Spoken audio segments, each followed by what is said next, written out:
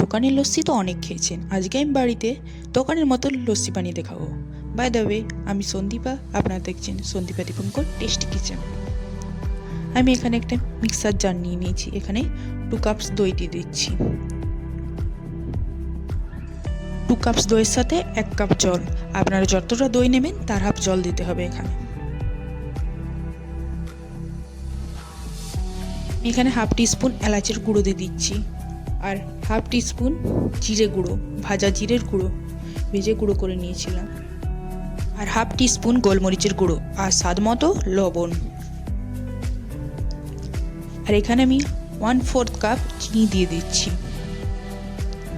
আর কিছু বরফের কিউবস। আর এখানে আমি ব্যবহার করেছি হাফ টিস্পুন কাঁচা হলুদ বেটে।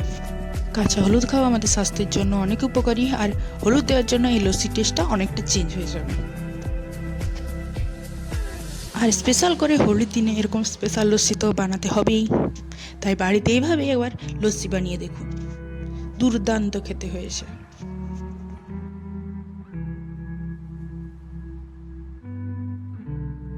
আমি এখানে গ্লাসে কিছু আইস কিউব নিয়ে নিলাম, এরপর লস্যিটা দিয়ে দিচ্ছি।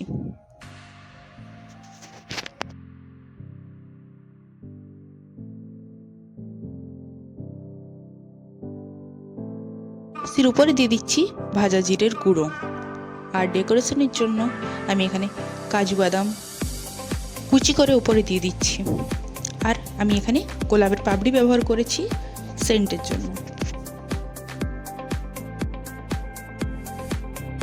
জানেন তো কত সহজে বাড়িতেই লস্যি বানানো হয়ে গেল, আপনারাও ট্রাই করবেন। আর ভিডিওটি ভালো লাগলে লাইক, কমেন্ট, শেয়ার করবেন।